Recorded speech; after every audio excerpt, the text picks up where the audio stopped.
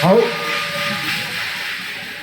好，接住落嚟咧，繼續請我哋深圳灣西灣河盂蘭盛會主席朱雁璇女士、東企文化協會主席鄭志恒先生咧，陪同我哋嘅主禮嘉賓咧，一齊為我哋嘅舞獅隊同埋麒麟隊咧點睛嘅。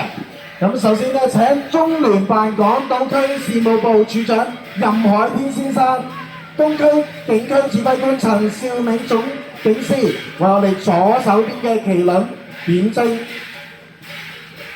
咁啊，唔俾佢停啦，我哋繼續喎，亦都請我哋全國人大代表、立法會議員吳秋北 GBSJP、立法會議員席潔玲女士為右手邊嘅麒麟點睛。然之後亦都請東區民政事務助理專員黃子維先生，以及香港潮屬社團總會盂蘭盛會保育工作委員會主席胡炎松先生為右手邊嘅醒獅點睛。再請港島聯東區地委會康灣分會主席洪超群議員同埋深圳灣社團聯合會主席許家雄先生咧為左手邊嘅醒獅咧點睛。好，我哋各位嘅點睛嘉賓，我哋可以咧將我哋嘅點睛筆點住獅子眼睛，望住我哋鏡頭影張靚相先啊！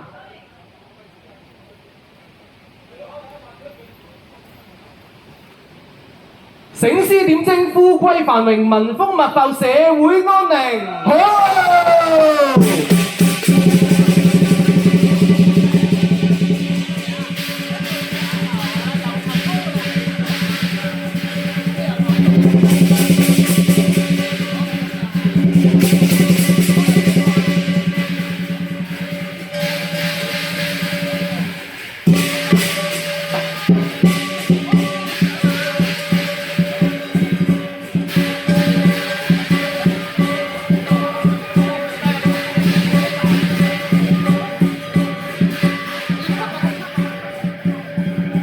好，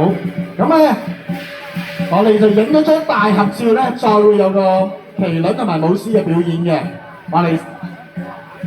係啦，我哋請後排嘅嘉賓都企起身啊，係啦，我哋。